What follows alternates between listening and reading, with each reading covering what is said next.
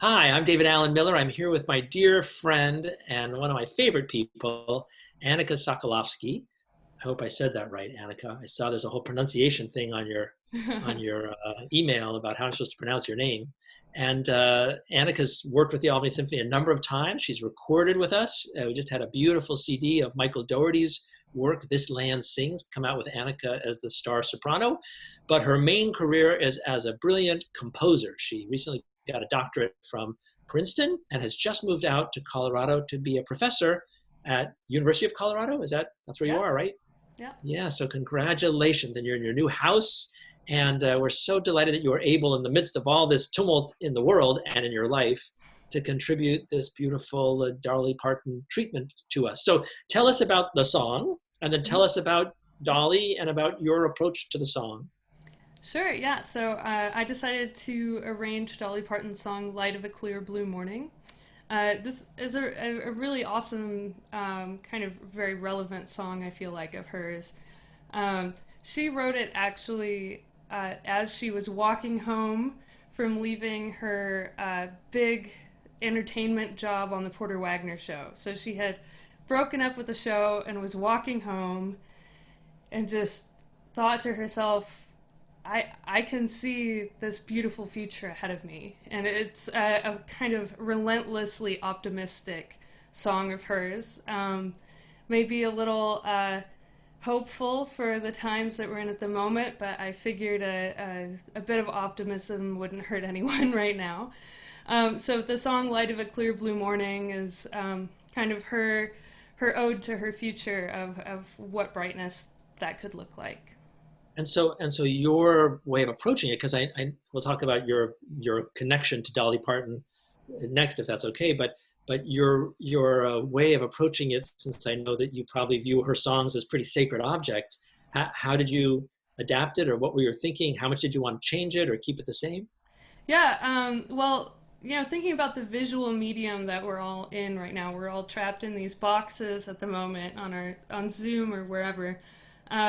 I really wanted to find a way visually to make this not just an arrangement, but some kind of celebration, something exciting. And so I wrote in a lot of choreography to for the instrumentalists, so that they could help bring this sense of community and movement together in an energy that would hopefully feel cohesive and like more than just sitting there and playing through the song. So in the song itself, the arrangement, I didn't go too far off the deep end with it. It's pretty just straight up pep band and exciting. So Right. And tell me a little bit, because I know you've been a huge fanatical follower of Dolly Parton for, I guess, your whole life. How did that happen, and how does she speak to you so dramatically, and what does she mean to you? yeah, well, I actually haven't been a fan of hers my whole life. Oh, you I haven't? I Just since remember I've known you. yes, in my Uh, most of my adult life, yes. Well, when I was a kid, I remember once, I think it was 9, and I saw a cardboard cutout of her at a show. It was not one of her shows. And I remember looking at her and all her gaudiness and what she would call trampiness herself and thinking, that's the enemy. I do not want to be like her when I grow up. She embodies everything that I've been taught is bad about being a woman in our society, and that if I want to be an intelligent, driven woman, then she's the opposite of where I should be headed. And it wasn't until many years later, like 15 years later, that I had actually heard her music. I bought her bluegrass album on a whim. It's called The Grass is Blue.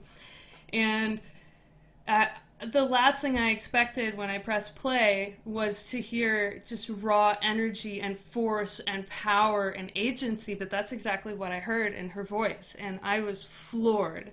I realized how deeply I judged this woman and how tremendous her contribution to society has been, and not just musically but also in terms of kind of, she was the original third wave feminist, and the way she decided to approach her kind of her femininity and her womanhood. And she has been this amazing philanthropist and activist through her music in many ways, advocating for the LGBT community since the 80s, and that's saying a lot for a country artist. So it just kind of opened up this huge, box of wonderfulness, and I also fell in love with her music and her vocal technique. The amount of nuance she brings to just a single vocal line is staggering, and yeah, I've been obsessed ever since.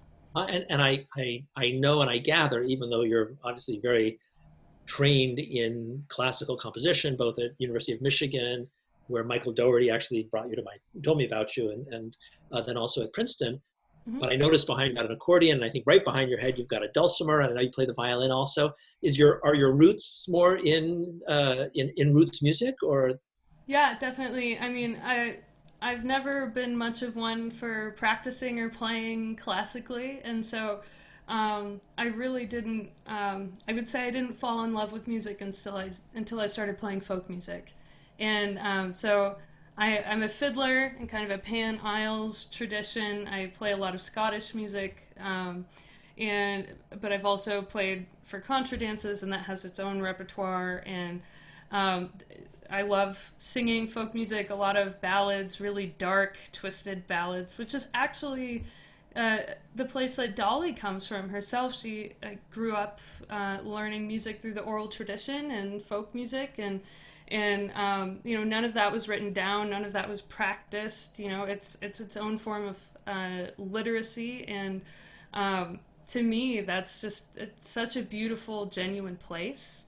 And I think that this song that I arranged, "Light of a Clear Blue Morning," is definitely a little more pop and gospel in its vein, but that comes from an oral tradition as well, and it to me that's just so exciting. It's so real and direct, and I love how emotionally direct uh, the American folk music tradition can be.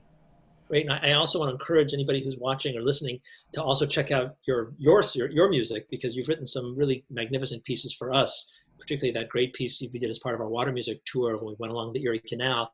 And it's obviously very much informed by all the things you just said. So thanks so much for this beautiful arrangement, and thanks so much for participating, and great luck on your new exciting teaching career out there. And we're going to be in close touch. So thanks, Annika, Sounds very much. great.